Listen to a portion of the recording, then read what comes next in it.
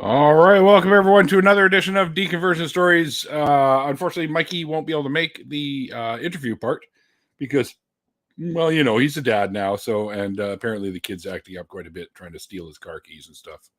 At a couple weeks old, that's to be expected, I guess. But anyways, just a quick reminder: if you like the tunes for the intro and the outro of the interview and the after party, there's a link to my SoundCloud down below because it's all me. And some other guys too with instruments and stuff. So you can check it all out down there. I've been told it's pretty good, so give it a listen if you like it. Great. If not, then don't listen anymore. There's also a SoundCloud link for Mikey's stuff that he does, if you want to check that out as well. And of course, tonight's guest, Hadrian, links are down below if you want to follow him around on the internet like a lost puppy, kind of like I do, sort of. So and then let's get into the actual show here. Welcome to the show, Hadrian. Thank you, Neil. Thank you so much for inviting me. Oh, my pleasure. Yes, and before we start, I again have to apologize to you and every one of your viewers for not being able to make it last Saturday because I had a family emergency, a medical emergency with a family member. But I'm so glad that I was able to make it today. So thank you. Yes, me too. But anyways, Hadrian, you know what I do here. I chat with people about how they found their way free from whatever belief systems they were once a part of, be it religion or pseudoscientific nonsense or even astrology, that kind of crystal healing and other rubbish. But anyways, why don't you take us back to the past where you used to be involved in some sort of a belief and how you found your way free from there? Absolutely.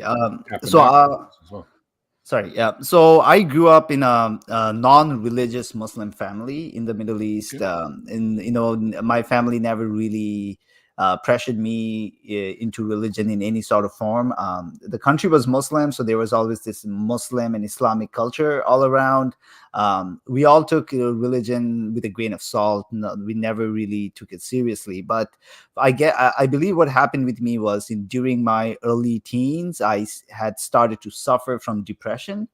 At the time, I did not know that it was called depression, but it was just a general unsatisfactory feeling about the world and life. We were very backwards scientifically and educationally, I guess. So for us, depression was not even a word in our lexicon, but it carried on with me for a number of years, all the way up until my mid-teens. And that is where I finally started to get the feeling that I did not want to live anymore, or life was not worth living. Now, I did not contemplate suicide, like I did not even think about it, but now I know that it was called depression because the first stepping stone towards committing suicide is getting the feeling that your life is not worth living. So what happened back then with me was, so I started to get all these feelings, and then I did not know what to do. Then all of a sudden, I had a very epiphanical moment with me where I mistakenly watched that Anthony Quinn's movie from 1972 called The Message. That movie was about... Oh, yeah. Yeah. Now, that movie was a whitewash of Islam, but I watched that movie and all of a sudden, I got the feeling that, hey, I've been studying Islam in school. And one thing I know that one of the primary message of this religion is that this life is fake. It is materialistic. It is actually not even worth striving or working hard for. We are not supposed to feel sad about this life at all, because the whole purpose of our creation was to find and worship the one true God and follow the last messenger, Muhammad, and to strive and work hard for it, right? So I had that moment with me, and then what happened was I started to feel good about the world all of a sudden. Now, that wasn't... I have a quick little interjection thing I want to point out here. I'm not sure if Muhammad was the last prophet, because I met a guy the other day that claimed that he was. So. You meet a lot of people like that, right? Yeah, absolutely. So sorry for that, Carrie. No, I love humor. Bring it in whenever you can. So that's what make these kinds of stories more worth listening. So for sure. Yeah. So so what that was basically started to make me feel better. And I thought that, hey, this is how God is calling me to Him, because how God is all mysterious and He gives different life experiences to people. And useless, and oh yeah, right, sorry. Yeah, you have that in the Christian world, so you would know that, right? So we have this very similar thing in the Well, Muslim world too. I was raised Jewish, to be honest. Oh yeah, I know. No, but you know about Christianity, right? Oh yeah, for sure. Yeah. So I thought, like, okay, this is how God is calling me to Him. He's showing me how this world is all pathetic, and now He saved my life practically. So I started to become more religious in the process, because it was making me feel good about myself and the world. But then the thing with hold it. Let me get this straight. You started feeling better about yourself, and you attributed that to God. Yes, I was. In my defense, I was young and I didn't know any better. Fair enough.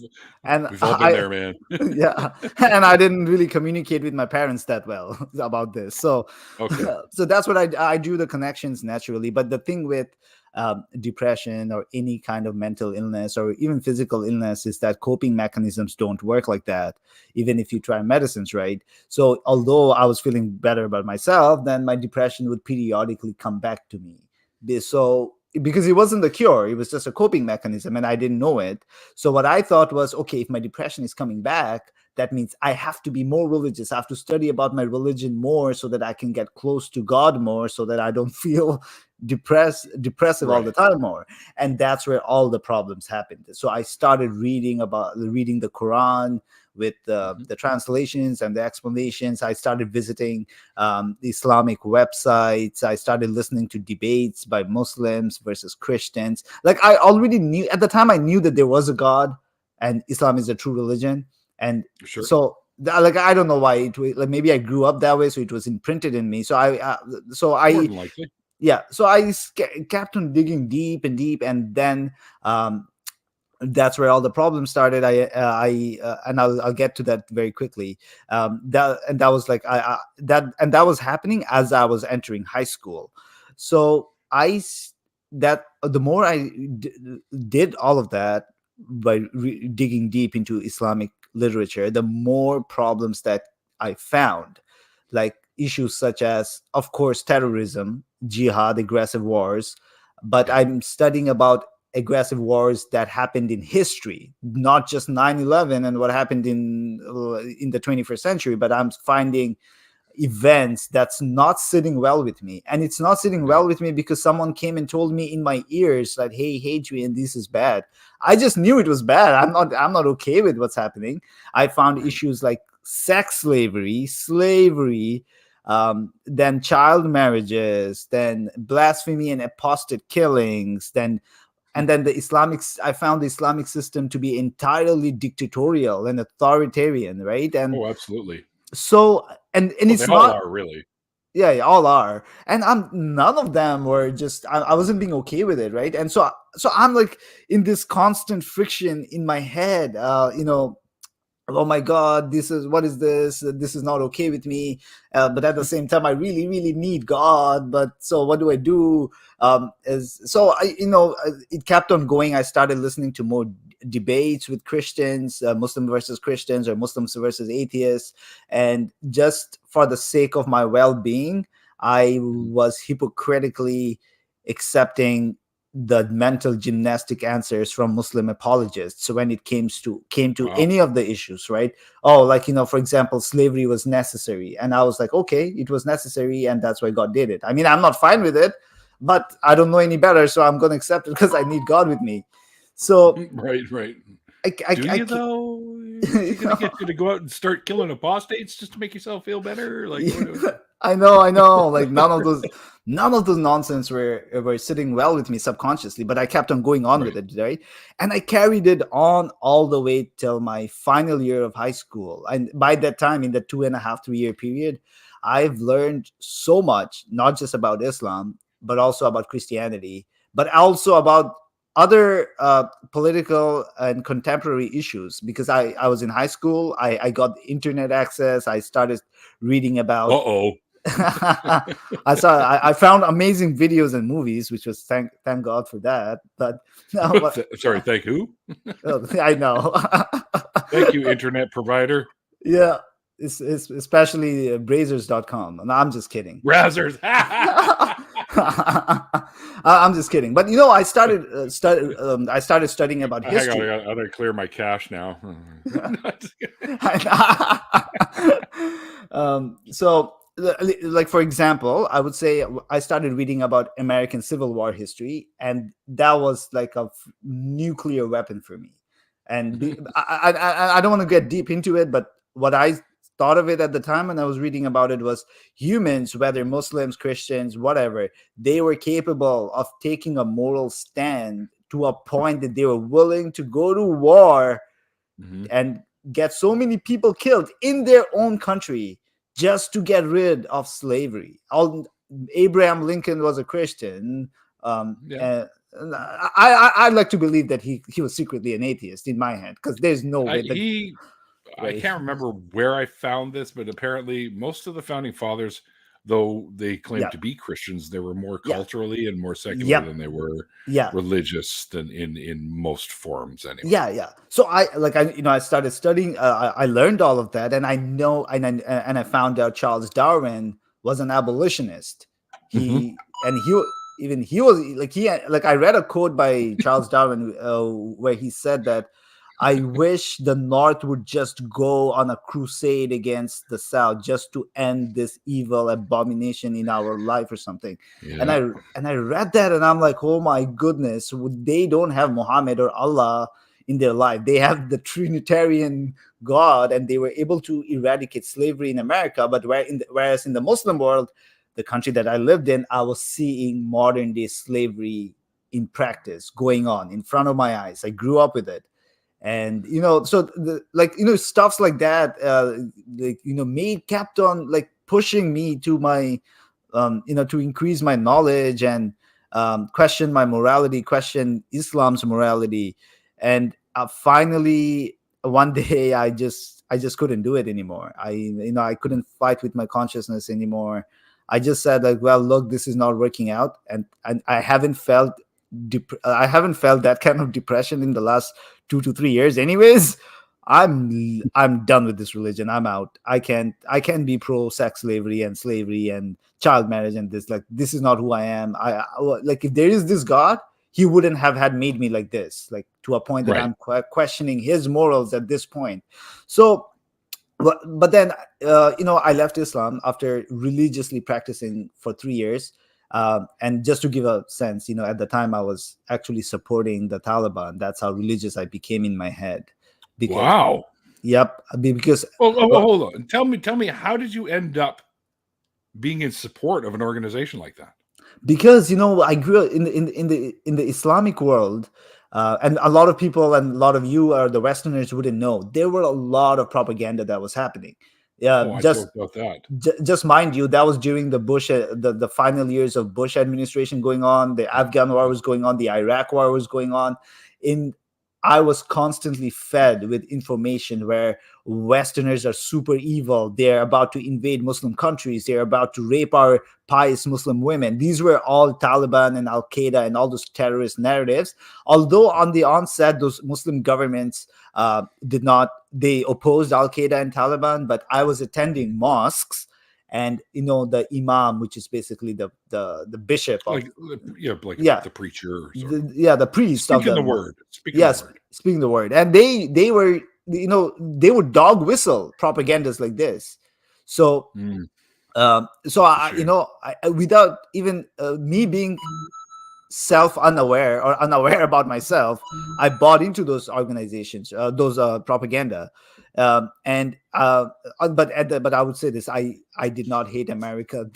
I was having a hate to love relationship with America. That I'm hating the fact that I still love America. Right? I grew up Americanized. So most Americans hate America too these days. I know. So that's how religious I became. But at the same time, I'm reading about American history and American politics. So that was helping me detox out of those propaganda. And also, not to mention that Barack Obama was running for presidency. Not that I don't want to make it political, but for me, it was important in the sense that a person of color is able to even become the front runner in a country that I'm supposed to hate because apparently they just hate brown people and Muslims. And I'm not like, it's not like none of it was making sense, right?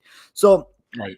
I left Islam, but in my head I still believed in the existence of God because scientific knowledge was non-existent in our world. So I got in touch with some American Christians.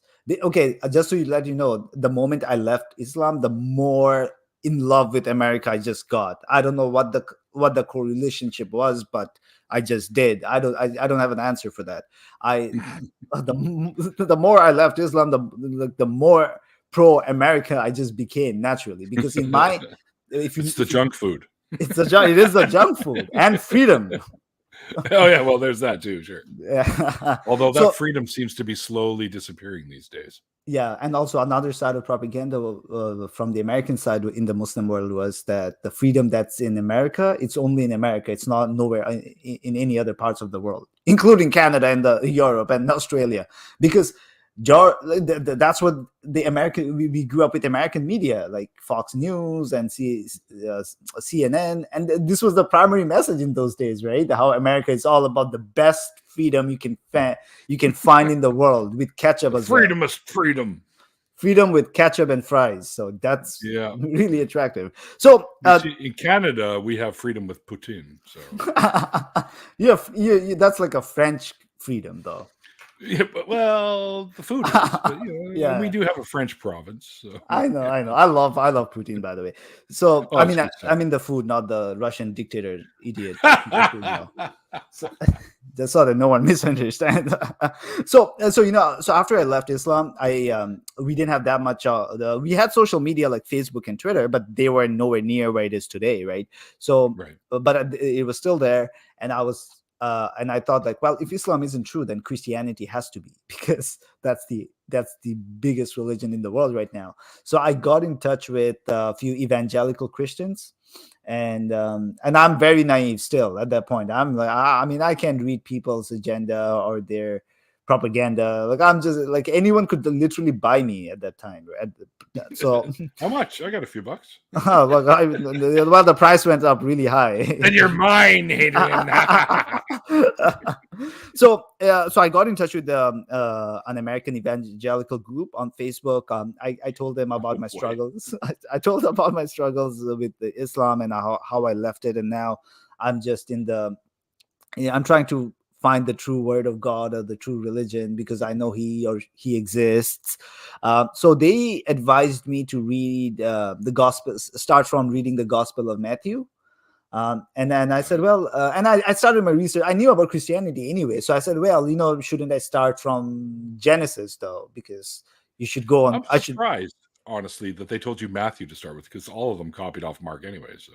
Yeah. Oh, sorry. It could have been Mark. It could have been Mark, though. I'm probably forgetting. It was one of the Gospels. That's for sure. No, they're all made up anyway, so who cares? Yeah. So I asked them, like, hey, shouldn't I start from Genesis and instead of the New Testament, because I should be going in chronological order, right? If I'm trying to understand that faith. But they were like, no, and they gave some weird answer, and I'm like, okay, I remember he's the pastor. He was a youth pastor, online youth pastor, and he said, well, you have to. The reason why I'm asking you to read the Gospel of Matthew is because that's where Jesus will connect with you. And Genesis is just for a narrative, so it's not really going to be any useful. So right now you're having a crisis of faith, and that can only be cured by reading what Jesus wants you to read from his life first. And I'm like, okay, makes sense. Now I know why it did, but sure. So I started reading the gospel, and then I got addicted to it again. And the reason was, so I ended up reading the entire New Testament, the Protestant canons, of course. Fuck those Catholics, they're all wrong. I know. I asked them that question at one point about the Catholics, and oh boy, the rant they gave me. But so what was different about the New Testament was that in literary sense, it was more coherent than the Quran. I think only Muslims would understand, ex-Muslims would understand this, what I mean by it, or even non-Muslims, if you have read the Quran, that it is just a ramble of nonsensical stories, jumping from one point to another. Like the chapters don't make sense. It's just all over the place. But the New Testament was all very well categorized. The chapters were all properly contextualized, and like God over there wasn't talking about burning people every 5 sentences. Like this is a very common theme in the Quran, where Allah, the God, is just angry in like every 4 or 5 lines, like every 4 or Always 5, angry. always angry, right? And I'm like, oh my goodness, this sounds so good. I mean, holy Lord, I did find the true path to salvation through Jesus Christ, the Son of God, and the Holy Spirit. So I became a Christian secretly within like a month or so. And I actually started to follow the faith to my best of my abilities. I mean, I was partaking in those weekly prayer group chats. I was responding to prayer requests, and interacting with Christians from all around the world, mostly in America, because that's where all the evangelicals live. But and then again, I found another sense of community. It felt different from Islam, and I guess that's what was making me feel happy about myself. But then I was like, okay, now I think I've established myself as a Christian, so let me start reading the Old Testament. And again, that's where I'm like, oh no, because that's the one I grew up with. Yeah.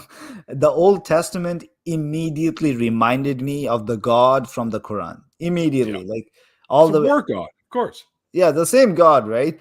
I'm like, oh my, I'm like, yeah, like selling your daughters just so that you could abolish gay sex, I guess, or incest, like the daughters wanting to have sex with their father because it got him drunk. Not to mention that the Old Testament's God, or Yahweh, actually advised to bash the heads of babies, infants, against rock. And Christians will tell you that that's because they were getting back at the Babylonians or some bullshit like that. I don't give a fuck who they're getting back at. You don't smash infants against rock. What's wrong with you? What kind of loving God would say something like that? Exactly. Like, come on. Exactly. And over there, I think my own morality was developing to a point. I'm like, all of these collective punishments, whether in the Bible or the Quran or anywhere, is not okay with me, because secular law gives you the right to only go after the criminals or people who committed the crime or the sin. Like, why is this God causing so much trouble to an entire society just because of something that he's pissed with? Like, like why would you flood the entire world just because a few adults, I believe, weren't worshiping? Not only that, he knew ahead of time he was going to have to do that. Yeah, because he's all knowing. He's all knowing. Like, and then I did a comparison, which was, so God flooded the entire world, which was like a hard reset of the world. It's like, starting from after the flood, everything was supposed to work out fine. That's what my understanding was. And I'm like, oh shit, this world is I think it's more fucked up than before the flood. So what was the point of the flood then? You just killed so many innocent people, and now you have a planet where everyone is at each other's throat anyways. So because of belief systems, usually, or politics. Yep. And so I started having these questions. I started asking them about it, and their response were exactly the same, just like the Muslim apologists. A complete deflection or logical fallacies they were doing. And I'm like, nope, that's not, no, it's not sitting well with me again. Like, holy shit. Unacceptable. Oh my God, I need God some way or the other. And so like within like a year and a half, my doubts just grew so much that to a point I'm like, okay, if Christianity is not sitting well with me, is any other religion going to sit well with me? Let's try Judaism. I know. By the way, I did. I did. Oh, I did did. you? No, I did. You can become a Jew, right? But then there's this It's one. apparently it's the hardest one to actually become Yeah, yeah. because they're Uh, really strict about Yeah, that shit. but for me, I'm already circumcised, so that should be make it easy. But it wasn't. No, what I came across was there is this one school of thought from Judaism called the Noahide sect, where Yeah. um, they take in heathens or non-Jewish Mhm. people into their group, and all you have to do is follow the Ten Commandments revealed to Noah. But then again, I had a similar problem with the Ten Commandments, where Yeah. seven of them are just very personal to God. He's just pissed at something, and Yeah. three of them are, I would say, okay, they are probably crimes in our secular law. And by the way, God Himself violated like four of them himself. Yeah. Yeah. But who's Like, allowed to? Special pleading argument. Yeah. I know, and I'm like, nope, nope, like not sitting well. I looked at Hinduism a little bit and found it unappealing as well. Buddhism didn't make sense because I'm like, if you don't believe in a Oh creation, shit! You just reminded me. I know exactly what you. Oh, I I know. fucking forgot. We were going to come on with as an April Fool's kind of joke and say, "Well, the show's been canceled. Adrian has decided to become a Buddhist monk." But Yeah. No, I looked at it very briefly, and I'm like, well, if like, why would I like revere nature that much just because it's nature? And it didn't make sense. So nature's awesome. nature is awesome, and I can appreciate it without being a Buddhist. So Yeah, I know I was already nature living can in be a. fucking scary as shit too. So, Oh yeah, it is. have you So seen Cocaine Bear? I mean, geez. yeah. So then at that time I'm like, okay, dude, like I started reading about science a lot more, especially I read that book called I like Sapiens. science. Oh, it's a great book, isn't it? It's the best book for me so far. Oh, um, so good. I read the book Sapiens. Then I did not read any books by Richard Dawkins or Christopher Hitchens, but I was reading their articles and I was watching their videos a lot. And and then I don't know what happened, because for me, I needed God to exist because I wanted Him to exist so that He can make me not be depressed. But by that Yeah. time, 3.5 years had passed, and I'm already done with two different belief systems. My depression just naturally went away. I guess I didn't feel it that way. And of course, learning more about science just made sense. I'm not a scientist, but whatever arguments they were putting forth, and all the evidences that I was reading about, I myself was naturally coming to that conclusion that, yep, this God like Sky Daddy doesn't exist at this point. And even if he does, he's irrelevant, because and let's say even if he's intervening, it's so stupid that Oh, he's not. yeah, even though, like, even for argument's sake, even if he is intervening, he's failing, because we humans are doing way better work than he is. Our ideas are better. Our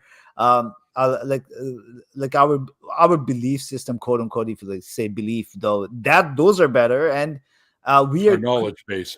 our knowledge base is better. Yeah. So at that point, I was done with it. I'm like, yep, I think that I'm an atheist now entirely. And and then because I was living in a Muslim country, I knew I wasn't able to live as an atheist, because for those who Yeah. don't know, leaving Islam in itself is punishable by death, and it was the law of the country as well. And my parents themselves did not know, and to this day they don't know. They have hints of it, that I have left Islam, but I haven't really opened up about it with them to this Really? day. Yeah, like no, Do you think? Do you sorry, go think on. that they? Do you think it would bother them, or because you said they were fairly secularish, anyways, Yes, like not really religious? So, do you think it would actually bother them? no, like what bothers them is because to them religion is such an important part of their identity. It be like it's Mhm. mixed with culture, and then our Sure. Muslim culture is very toxic, and they are afraid that there might be societal backlash against them, against my parents, that Oh, I see. Right, right, right. their son has left the religion. Like, it's a little bit complicated to explain, but I get it. it's a mixed bag of so many things, right? Yeah. Look, well, my parents were very secular, but now they're aging, and unfortunately, they did become a little bit more religious. Okay. And I know they became religious in their head because I think it's the fear of death that they're just trying to Sure. cope with. But they do have hints that I'm not a Muslim anymore, because sometimes they just when I talk to them, like my father, he would bring in arguments like, hey, by the way, I needed to tell you this. I think that there is a God because when I was 10 years old, I met the devil or something like that, right? Like, yeah, Met the devil? Like oh, where? At the shopping store or something? I know. Oh no, the devils who possess people do it, like, which is why you need this scientific exorcism to be done. He meant that kind of devil. Scientific exorcism. So I'm like, That's an oxymoron, man. I know, and like stuff like this. So they know that I'm definitely not religious, but I think they like it's a complicated relationship so far. But that's what freaking Islam gave us. It's a cult to this day. It is oppressing millions of people, especially women. Like if you see what's happening in Afghanistan and Iran, this religion is so bad that it makes Christianity look beautiful, which is why many ex-Muslims, one of their first stopover before becoming an atheist is Christianity, like myself. Yeah. Because I got a couple of questions. Well, first of Sure. all, Evangelical Carol says outrageous that apostasy is still a crime anywhere on earth in 2023. Yeah. And Blue Cat wanted to know, when you said the possessing devils, you were talking about jinn? Actually, yes, jinns.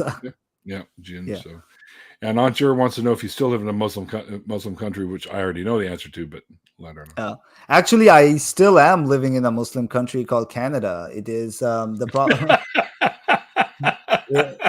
Like even in Canada, ex-Muslims like myself, we get shut down from criticizing Islam because we are immediately called as bigots and prejudiced and Islamophobics. I don't know what's wrong with the Canadian people, and of course not all Canadian people, the mostly Canadian government. Like they can't differentiate between criticizing religious ideology or political ideology with bigotry against the people. Like I'm against bigotry against Muslims just because they're Muslims, but right. But shutting down criticism of religions is absolutely nonsense. And I don't know about whether you know this, Neil, or other people, but the Canadian government, even during the Conservative and right now with Trudeau, they have tried their best to shut down criticism of Islam specifically because they think it's bigoted, which it's not. So criticism of the religion isn't bigotry, but criticism of the people, could be viewed as bigotry, and most likely I think would be. But thank you, by the way, P. Were you aware that some Muslims see depression as work of jinns, shaitan, and rugia, exorcism rites, as popular religion solution? And thanks. Yes, actually, it is. Well, I grew up in the Middle East, which was a rich country, so we were a little bit more knowledgeable. But in the poorer Muslim countries like Pakistan, Bangladesh, Somalia, they literally see depression as the work of the devil that needs exorcism, or ruqya. Ruqya is basically like sort of like an exorcism, but a little bit different, I guess. I don't really know the details, but. And so one of the ways I found out that I had depressions was because I came across articles from Islamic websites about depression. So yeah, like whoever gave that comment, he's absolutely correct. P. And a follow-up here. Your Twitter profile mentioned Desi. Were there attempts by Hindutva factions to influence yourself, as many ex-Muslim Desis have attested?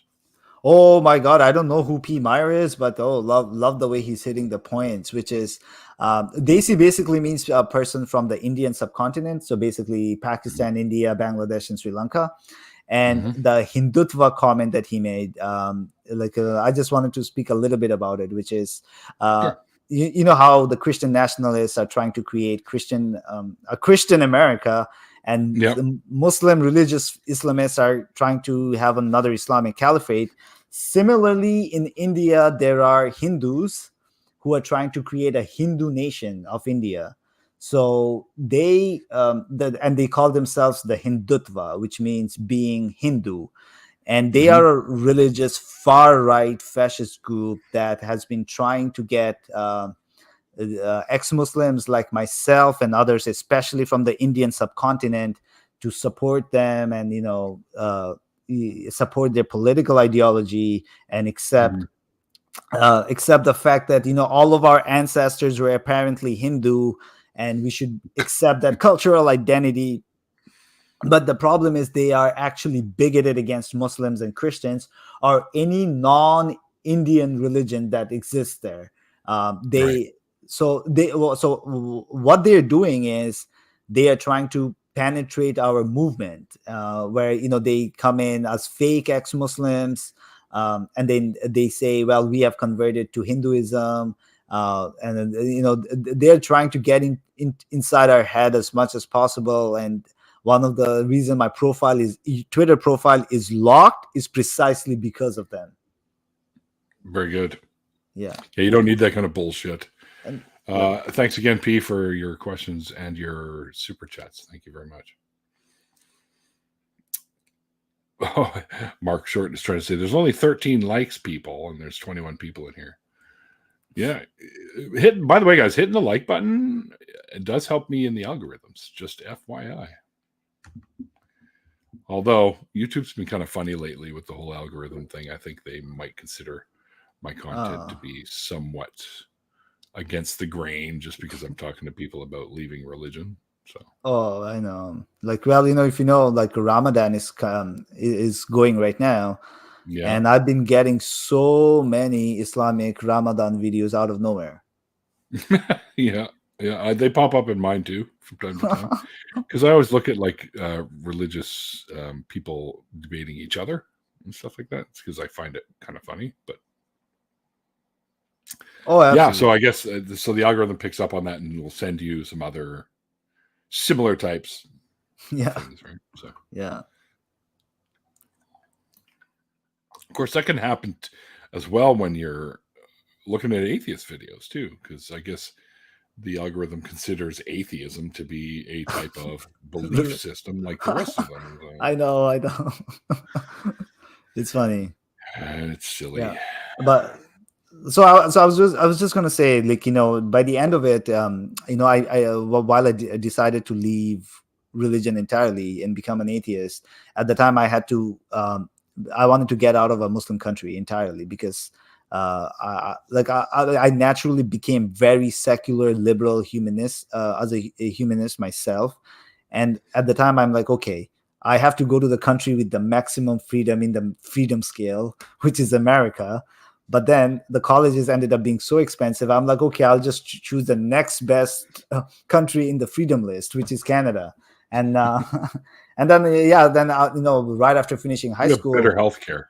We have better healthcare, absolutely.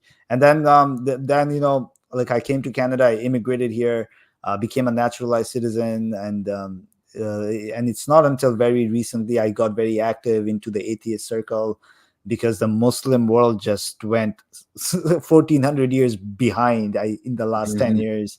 It got really, really frustrating. And in that process, I came across many ex-Christian atheists and other atheists.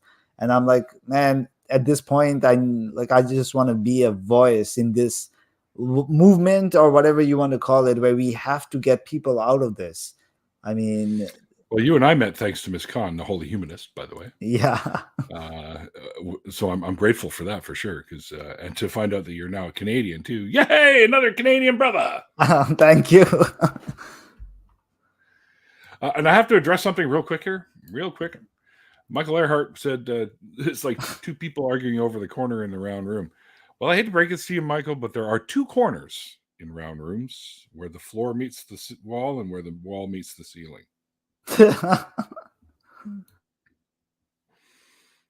Wait, those are corners.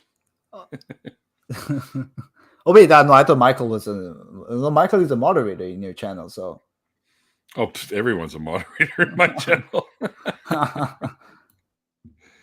That, or they're a member now, like the wonderful Blue Cat and my good friend Tons of Mice, who are members, also moderators too. But Oh wow, I'm seeing the chats just now, and like it's like all moderators talking to themselves.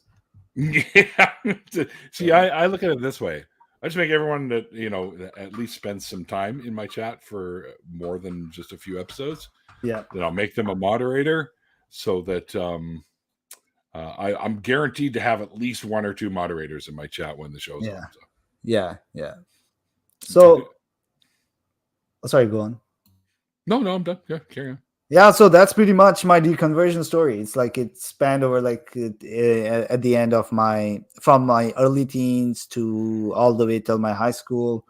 It was like a 4 or 5 year period. And then at that, like after coming to Canada, I just wanted to have a new life where I did not care even people believed in religion or they were atheists. For me, I was 18 and I just wanted to have fun in university and get drunk and smoke weed, discover the I knew world. I liked you. No, I'm still that, but I started when I was in university, right?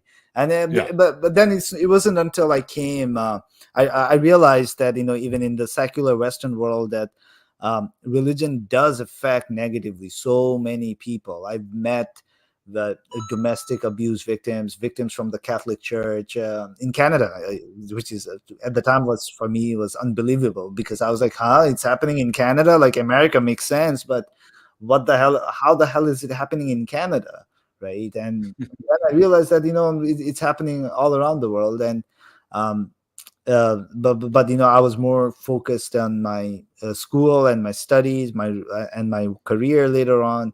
And I was really happy to a point because this religion was not really a part of my life at all. And then until in 2021 the Taliban took over, and I saw many close Muslim friends of mine who does not live Islamically at all. They do everything that's not allowed in Islam, from drinking alcohol to sleeping with women, watching porn, probably, of course, and all of that, except for eating pork. But that's like, I'll guarantee you the religious ones do too.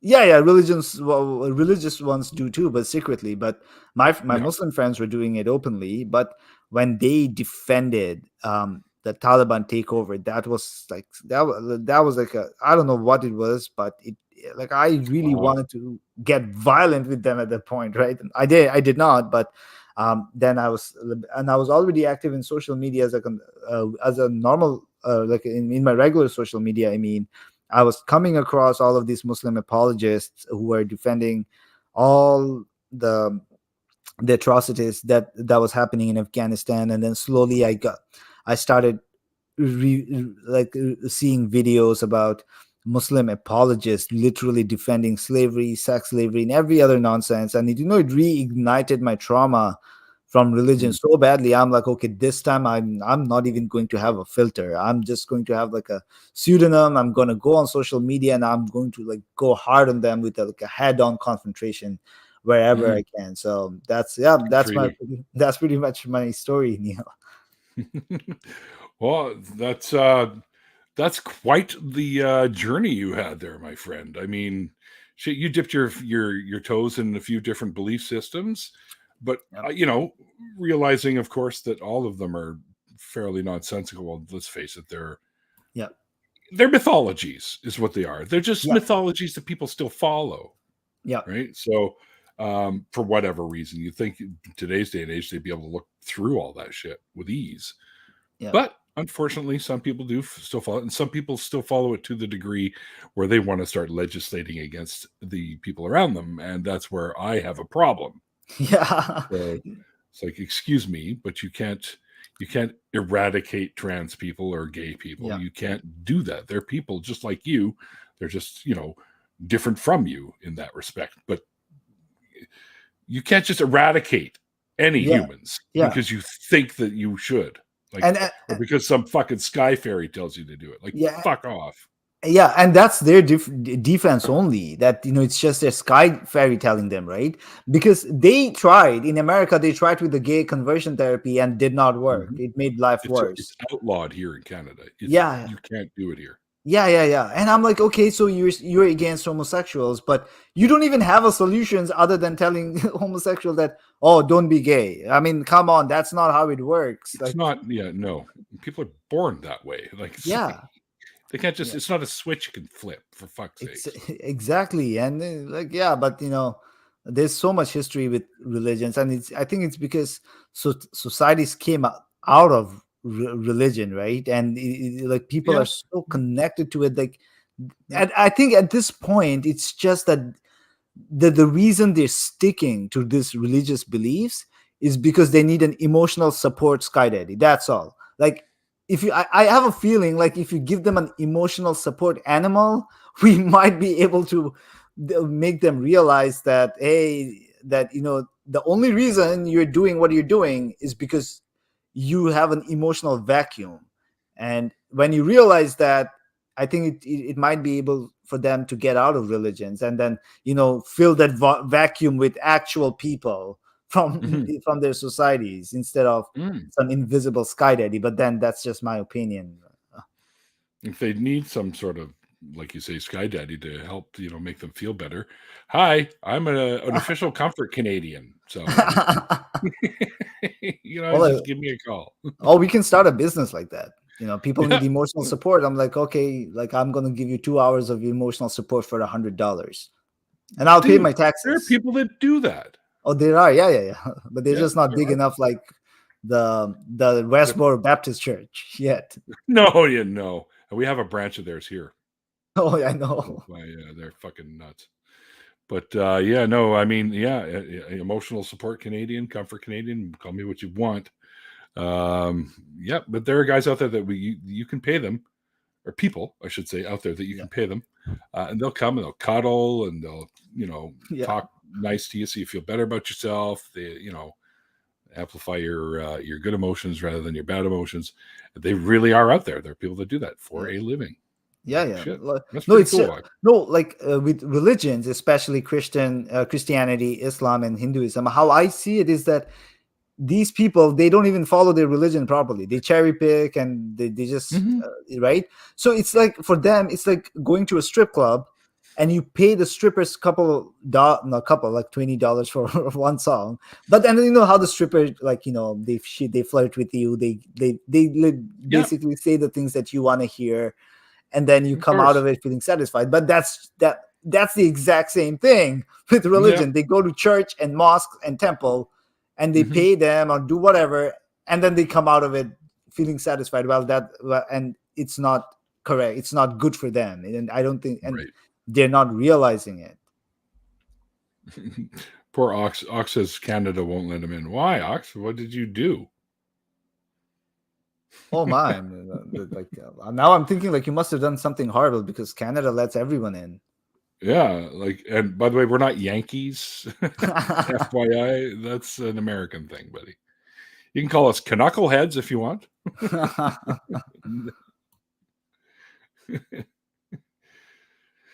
Oh, evangelical. Karen says, I'm definitely her comfort Canadian.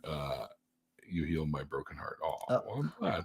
I If, think if we ever meet up, I'll give you a great big knucklehead a hug. How's that? look, I do have to say, like I like in my, when I talked about the strip club, I Hmm. just meant that mentality of stripper, like being satisfied with the strippers, is Yep. unhealthy because they lie to you, right? So you still have to be self-aware. Because one of the comments from McKinnon said, "I will enter a religion that has strippers." McKinnon, that is Islam with the 72 virgins. Please stay away from Islam. Yeah. I like when the invisible sky daddy showed up into the chat here. Look at that. Thou shalt not undertip the strippers. Thank Well, you, you invisible sky daddy.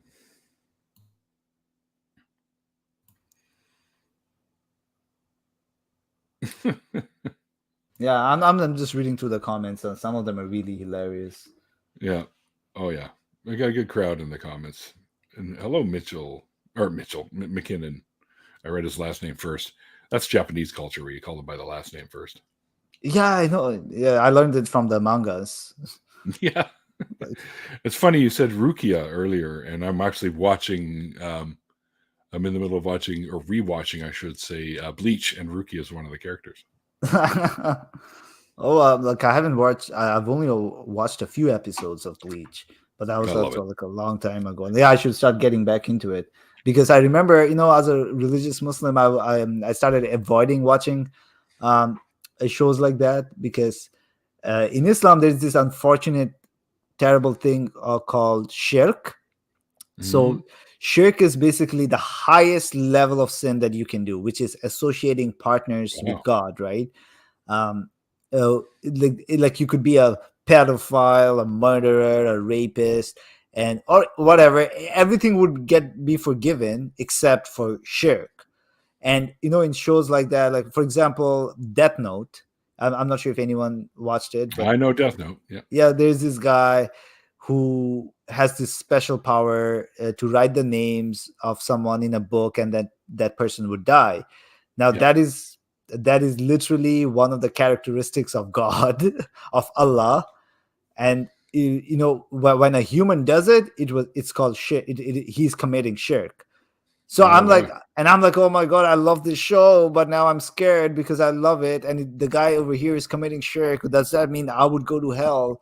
And I'm like, okay, you know what? Let me just finish the entire show first, and then I will really, really ask for forgiveness. Like that was my walk around. Thou shalt not bang the goats. Yeah, God forgot to say that, like in one of Yeah. his 10 commandments. Yeah. No kidding. Oh, so McKinnon's got a new religion. You're all welcome to join the religion I created called Campbellism, where we do have strippers performing during each service, both male and female, and one donkey. A stripping donkey. Oh, What do they shave it on stage? Like the holy donkey shit! still wear clothes, dude? Yeah, like Anyway, yeah.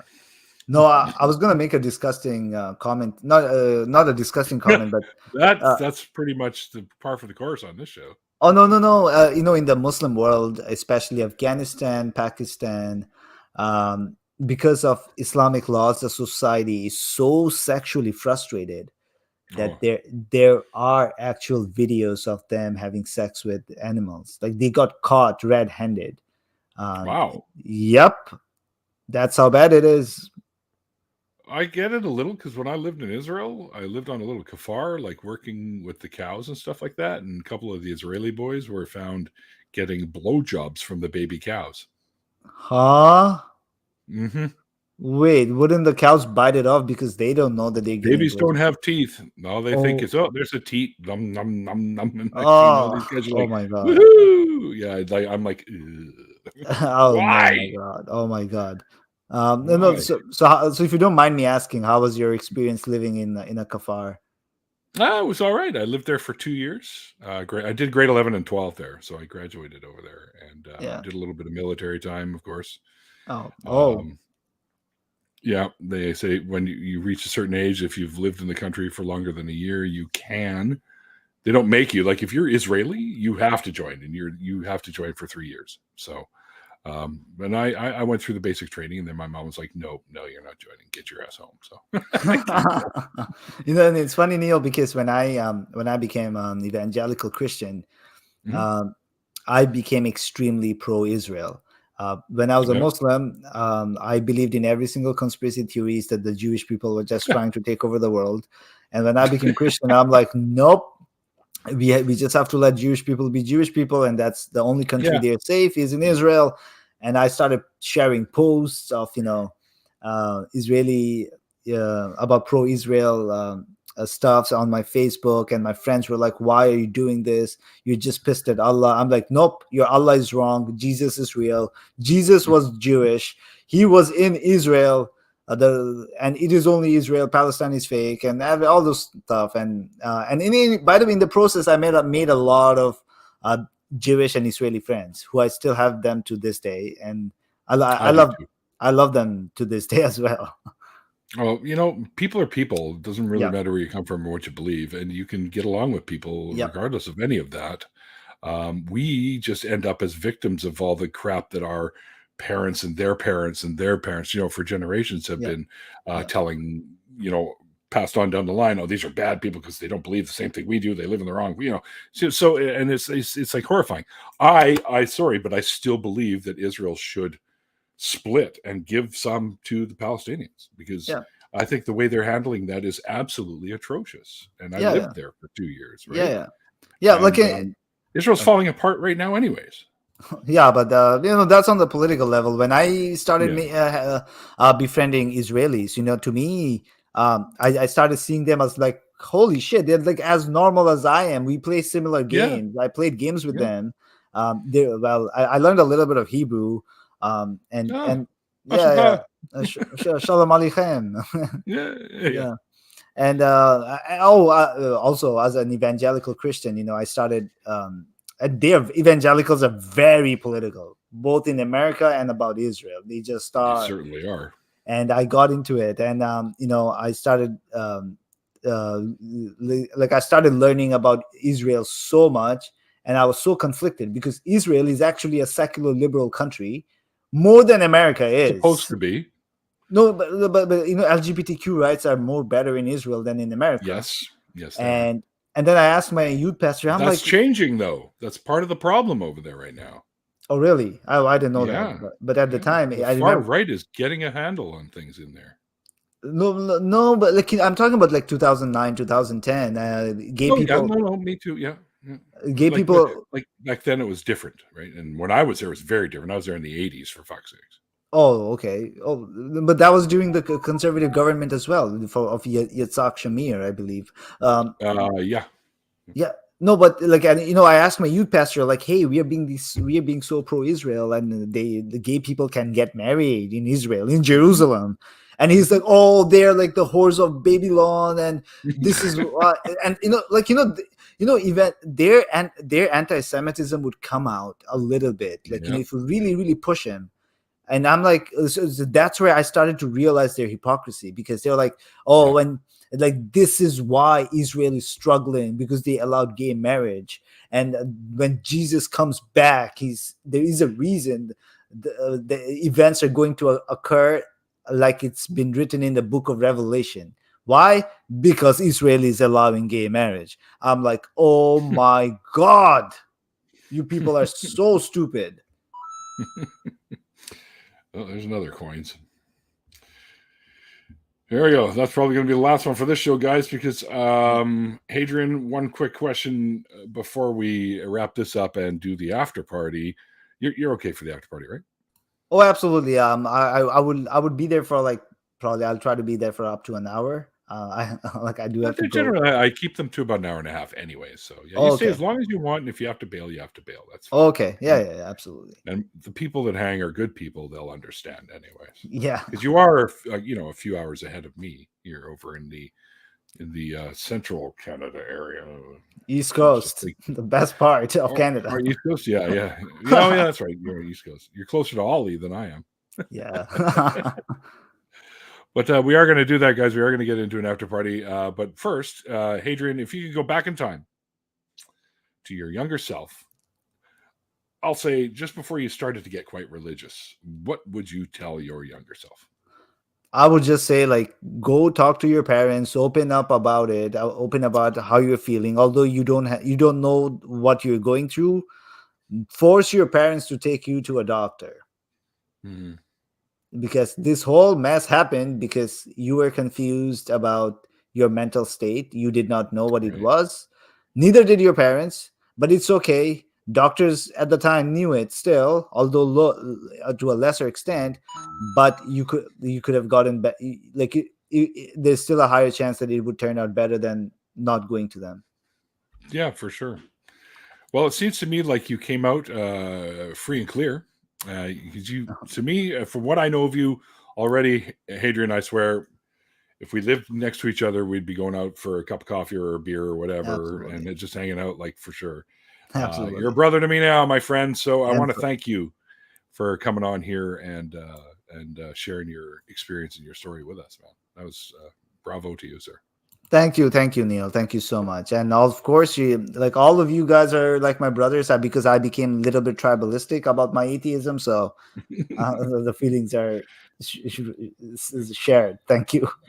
Well, I'm happy about that because it'd be sad if I was like, oh, I love you like a brother. You're like, yeah, fuck you, jackass. But, anyway, but I get that a lot anyway, so it's okay.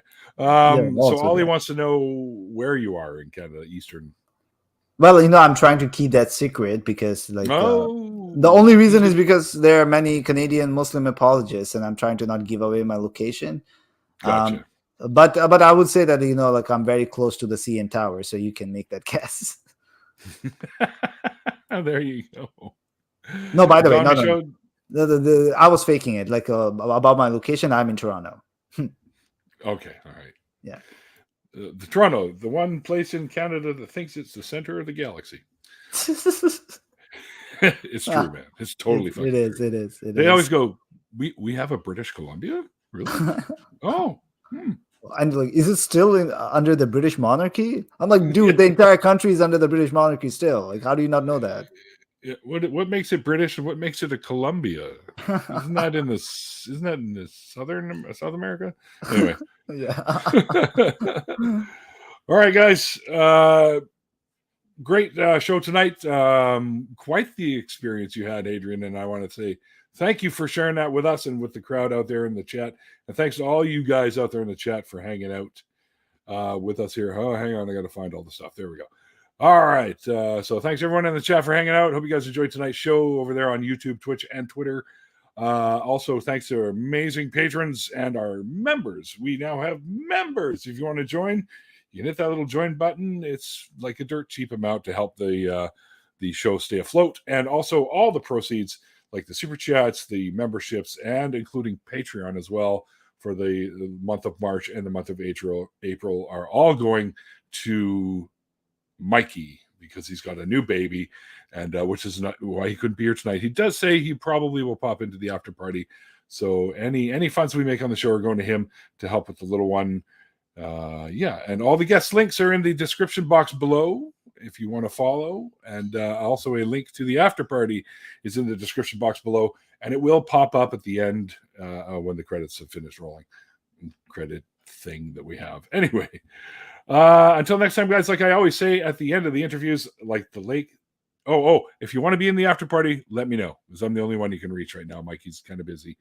So until then, guys, like I always say at the end of the interviews, like the late, great Christopher Hitchens once said, it's called faith because it's not knowledge. And we'll see you guys next time.